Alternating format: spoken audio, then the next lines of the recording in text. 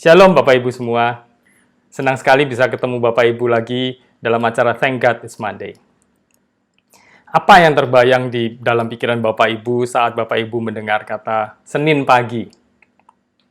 Saat pandemi ini belum terjadi, saya bisa mendefinisikan Senin pagi saya itu seperti ini. Jalanan macet di mana-mana. Sejak pagi-pagi jalanan macet di mana-mana. Halte bis penuh sesak. Stasiun komuter lain penuh sesak. Orang-orang pada menunggu kendaraan mereka berjejal-jejalan di tempat kendaraan umum. Tumpukan email yang mungkin sudah berapa puluh gitu ya, karena kita tinggal selama weekend, kita nggak pernah tengok-tengok selama weekend.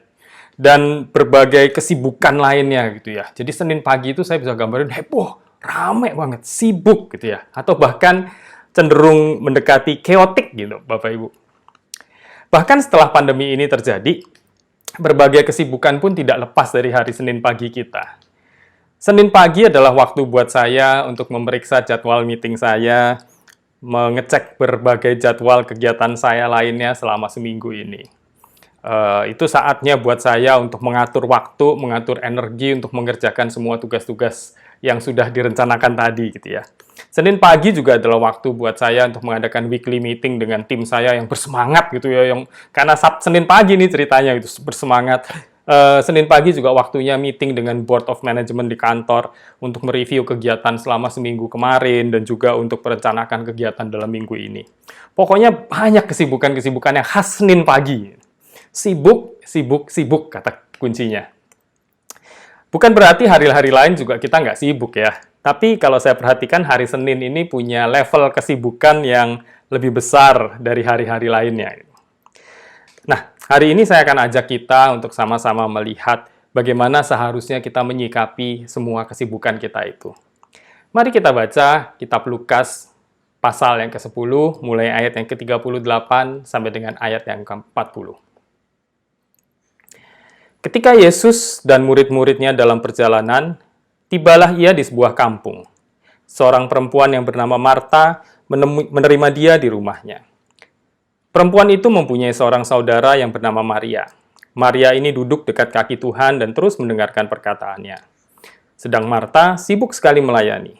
Ia mendekati Yesus dan berkata, "Tuhan, tidakkah engkau peduli bahwa saudaraku membiarkan aku melayani seorang diri? Suruhlah dia membantu aku."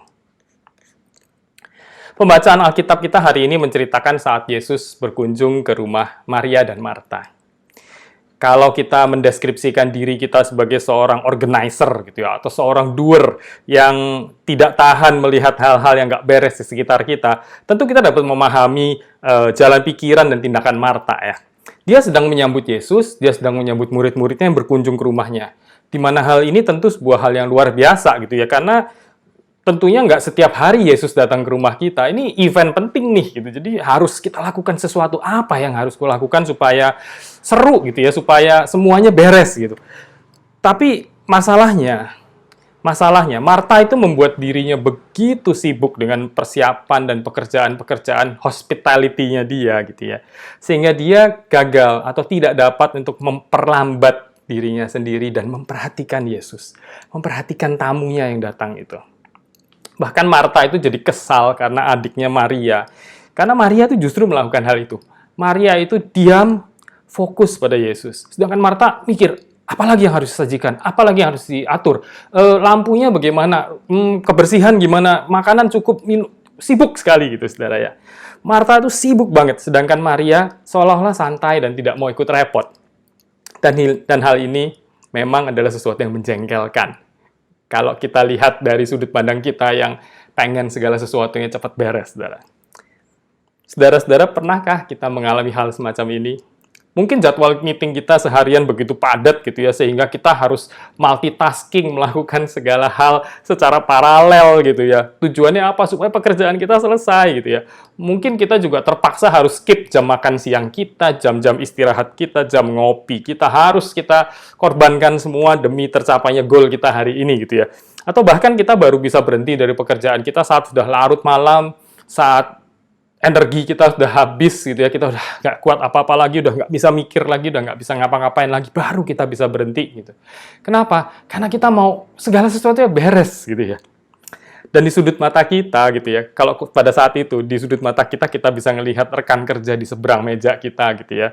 Dia duduk seharian santai, postur tubuhnya, gesturnya santai sekali, dia seharian menghirup kopi dengan nikmatnya gitu ya. Dia seharian kita lihat dia browsing hal-hal yang nggak penting gitu ya, atau seharian dia ngupdatein dirinya dengan berita-berita di media sosial gitu ya, atau dia senyum-senyum gitu karena chatting seharian dengan entah siapa gitu ya. Kesel nggak? Itu memang mengesalkan, saudara. Kita sibuk, sementara orang lain santai gitu ya, dan tidak peduli dengan kesibukan kita. Padahal kita sibuk juga mungkin bukan untuk diri kita sendiri gitu. Kita sibuk untuk suatu tujuan yang lebih besar. Mungkin kita sibuk untuk supaya pekerjaan kita selesai, supaya semua orang senang, supaya goals organisasi tercapai, tapi orang lain santai. Nah, Marta mengalami kekesalan semacam ini gitu ya. Dan pada akhirnya dia nggak tahan untuk menyampaikan kekesalannya langsung pada Yesus. Komplain langsung ke Yesus ya. Pertanyaannya, bagaimana reaksi Yesus atas kekesalan si Marta tadi? Ayat 41 dan 42 dari perikop di atas berbunyi demikian. Tetapi Tuhan menjawabnya, Marta, Marta, engkau khawatir dan menyusahkan diri dengan banyak perkara. Tetapi hanya satu saja yang perlu. Maria telah memilih bagian yang terbaik yang tidak akan diambil daripadanya. Saudaraku, apakah kita pernah membuat diri kita begitu sibuk sehingga kita melewatkan waktu untuk mendengarkan suara Yesus dalam hidup kita? Yesus memberitahu Marta untuk tidak usah khawatir, nggak usah kesal kalau hal-hal yang ada di sekitar dia itu tidak berjalan seperti maunya dia. Nggak usah bingungi gitu ya kalau orang Jawa bilang gitu. Nggak usah memusingkan hal-hal yang terjadi di sekitarnya. Tapi belajar fokus pada hal utama yang penting, yaitu mendengar suara Yesus. Apakah ini berarti kita tidak boleh mengerjakan pekerjaan atau tindakan apapun? Tidak juga, saudara. Harus kita melakukan apa yang memang harus kita lakukan. Kita nggak boleh hanya duduk diam seharian gitu ya, merenungkan firman Tuhan dan tidak melakukan apa-apa lagi. Kita dipanggil untuk menjadi orang yang aktif gitu ya, bukan untuk orang yang pasif dan diam aja. Bahkan faktanya kalau saudara lihat di perikop sebelumnya dari perikop ini, perikop sebelumnya itu bercerita tentang perumpamaan tentang orang Samaria yang baik hati. Sebuah kisah di mana Yesus memuji seseorang, orang Samaria yang bekerja keras untuk memposisikan dirinya supaya dia bisa jadi seorang sahabat yang baik, bisa jadi seorang yang menunjukkan kasih sayang buat orang lain. Hospitality, keramahan buat orang lain dengan perbuatan-perbuatan baik. Yang jelas menunjukkan bahwa orang Samaria ini adalah seorang yang aktif, bukan orang yang seharian diam aja. Bukan. Yesus nggak bicara soal kita harus pasif, duduk diam. Namun, pesan firman Tuhan pagi ini atau hari ini adalah jangan menjadikan kesibukan kita atau tumpukan kegiatan kita lainnya sebagai alasan untuk mengganti prioritas dan fokus kita dari hal yang terpenting, yaitu mendengar suara Tuhan dan mengerti isi hatinya. Saudaraku, di hari Senin yang sibuk ini, marilah kita slow down sejenak. Kita mengembalikan fokus kita pada hal yang terpenting, yaitu mendengar suara Tuhan.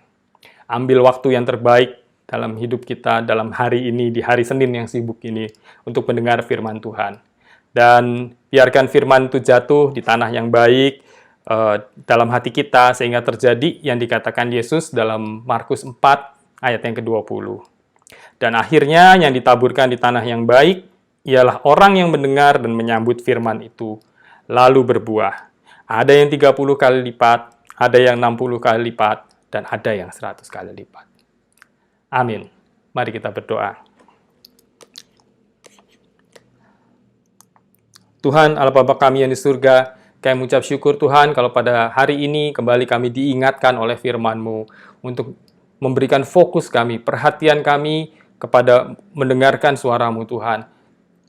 Di tengah segala kesibukan kami, di tengah segala tumpukan kegiatan kami, di tengah segala hal yang harus kami lakukan, ajar kami Tuhan untuk tidak melupakan prioritas dan fokus dalam hidup kami, yaitu untuk mendengar suara-Mu Tuhan, untuk mengerti apa yang menjadi kehendak dan rencana-Mu dalam hidup kami, untuk menjadi alat-Mu, menjadi terang-Mu buat orang-orang yang ada di sekitar kami, buat lingkungan kami.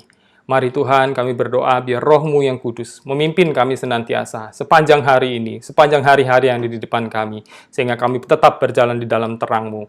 Kami tetap berjalan di dalam firman-Mu Tuhan, kami menjadi anak-anak-Mu, menjadi saksi dan terang-Mu dalam hidup kami. Terima kasih Tuhan, kami menyerahkan seluruh rencana kami, seluruh keinginan hati kami Tuhan ke dalam tangan-Mu, karena kami percaya rencana-Mu aja yang terbaik dalam hidup kami. Terima kasih Tuhan, di dalam nama Tuhan Yesus Kristus, kami telah berdoa dan mengucap syukur. Haleluya. Amin. Tuhan Yesus memberkati.